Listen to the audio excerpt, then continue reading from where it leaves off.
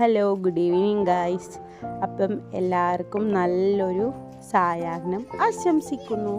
അപ്പം ഇന്ന് നമ്മൾ ഉച്ചക്ക് ഉറങ്ങിയിട്ടാട്ടോ. ഉറങ്ങാത്തതുകൊണ്ട് നമ്മൾ നടക്കാനിറങ്ങി വളപ്പിലെല്ലാം ഒന്ന് നടന്നു. അപ്പോഴാണ് നമ്മൾ വിചാരിച്ചത് അപ്പുറത്തെ വീട്ടിലെ കീർത്തി പ്രസവിച്ചിട്ട് ആ കുഞ്ഞിനെ ഞാൻ ഇത്ര വരെ കണ്ടിട്ടുണ്ടായില്ല. അപ്പോൾ അവളെ കുഞ്ഞിനെ കാണാൻ വേണ്ടിയിട്ട് പോവാമെന്ന് വിചാരിച്ചു.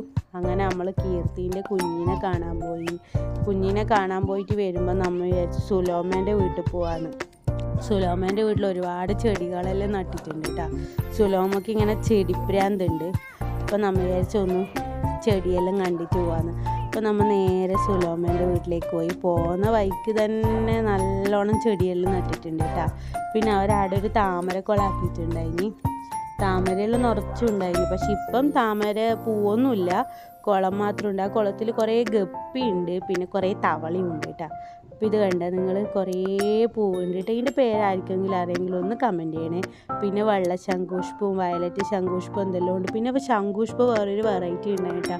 ഒന്നിൽ തന്നെ 5 പൂവിലെ ശംഖുഷ്പം ഉണ്ടായി അവരുടെ അടുത്ത്. പിന്നെ ഇത് കുറേ നമ്മളെ കാശിത്തുമ്പ, ഇതിന് വാടാർമല്ലി, അങ്ങനെയല്ല ഇതിന് പറയില്ല. അപ്പോൾ കുറേ ഹാങ്ങിങ് ആയിട്ടുള്ള ചെടികളും ഉണ്ട് കേട്ടോ. പിന്നെ കുറേ വെറൈറ്റിയിലെ റോസാപ്പും ഉണ്ട്.